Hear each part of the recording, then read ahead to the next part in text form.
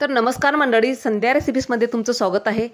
तर नवरात्रामध्ये सगळ्यांचेच उपवास असतात आणि उपवासामध्ये तेच तळलेले पदार्थ खाऊन किंवा साबुदाण्याची खिचडी खाऊन खूप कंटाळा आला असेल ना, तर मस्त काहीतरी झणझणीत आणि चमचमीत करूया. चला व्हिडिओला आपण सुरुवात करूया.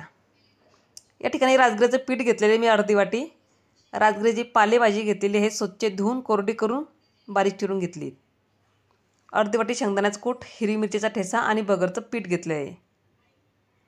पिठलं बनवण्यासाठी आपल्याला राजगिऱ्याच्या पिठामध्ये पाणी मिक्स करायचं आहे आणि चमच्यानं हलवत राहायचं आहे. म्हणजे त्यात आपली पिठलं जेव्हा आपण तयार करू त्याचं एकही गिठळीवर राहणार नाही, अशा पद्धतीने आपल्याला मिक्स करून घ्यायचं आहे. कढईमध्ये तेल तापायला ठेवलं आहे, जिरं घालायचं आहे. जर तुम्ही उपासाला जिरं खात असेल तर जिरं घालायचं किंवा नाही घातलं तरी चालेल. आणि यामध्ये घालणार आहोत आपण हिरवी मिरचीचा ठेचा. पूर्ण तुम्ही पिठलं हे हिरवी मिरची ठेसामध्ये पण करू शकतात किंवा लाल तिखटामध्ये पण वापर करू शकतात. मी या ठिकाणी दोघी वापरणार आहेत, हिरवी मिरचीचा ठेसा आणि लाल तिखट पण. लाल तिखट अगदी बेडगी मिरचीचं वापरणार आहे, म्हणजे दिसायला लाल आणि खायला फिकं असं पद्धतीने करणार आहेत.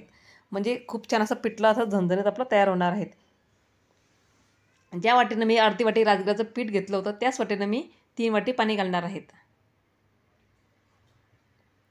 त्यानंतर आपल्याला 3 वाटी पाणी घालून घ्यायचं. पाण्याला उकळ येऊ द्यायची. उकळ आल्यानंतर त्यात चवीनुसार मीठ घालायचं आहे. जसं आपल्याला पिठलं भाकरीसोबत खाता येईल त्याच पद्धतीने पिठलं आपण करूया. म्हणजे जास्त पातळ पण नाही आणि घट्टही नाही, मिडियम भाकरीसोबत खाता येईल असं या पद्धतीनं. चवीनुसार मीठ आणि पाण्याला उकळ आल्यानंतरच आपल्याला राजगिऱ्याचं लिक्विड टाकायचं. जे आपण राजगिऱ्याचं पातळ लिक्विड तयार केलं होतं ते आपल्याला त्यात टाकायचं आहे.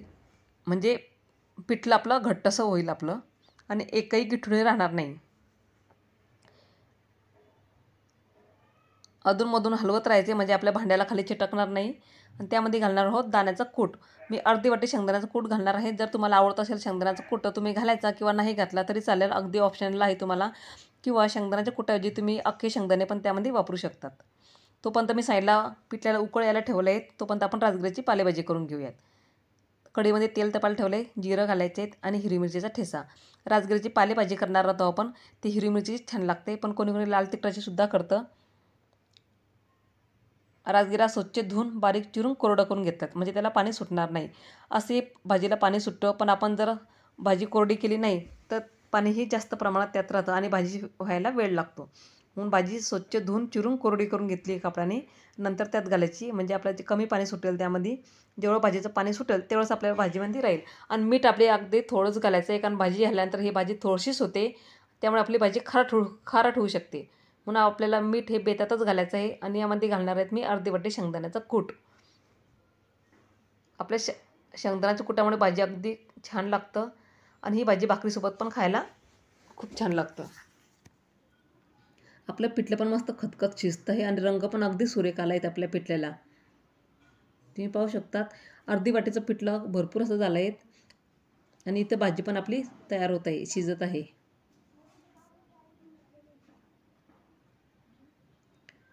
आपलं पिठलं पण तयार झालं तिथं शिजून आणि राजगिऱ्याची भाजीसुद्धा तयार झाली आहे. आपले दोघी वस्तू तर तयार झाले तिथं रेसिपीज. आता आपण काय करणार आहोत, बगरची भाकरी करून घेणार आहोत. त्यासाठी मी तवा तापायला ठेवला आहे आणि 1 वाटी बगरचं पीठ, म्हणजे आपलं एका भाकरीचा उंडा जेवढा होईल त्यानुसार मी पीठ घेतलं आहे आणि त्यानुसार चवीनुसार मीठ घालायचं आहे. म्हणजे मिठामुळे काय होतं, आपल्या भाकरीला अगदी चव लागते आणि भाकरी असं बेसनासोबत किंवा भाजीसोबत खायला अगदी खूप छान लागते. आणि भाकरी ही विशेष म्हणजे सगळ्यांनाच येते, त्यात काही वेगळंच नाही आहे. भगर दळून आणली, भगर आणि साबुदाण्याचं पीठ मिक्स केलेलं आहे, त्याचीच ही भाकरी आहेत. आपण रेग्युलर भाकरी करतो त्याच पद्धतीची भाकरी, काही वेगळं नाही. भाकरी ही सगळ्यांनाच येते. तवा तापून झाल्यानंतर त्यात भाकरी टाकायची आणि वरतून पाणी लावून घ्यायचं आहे.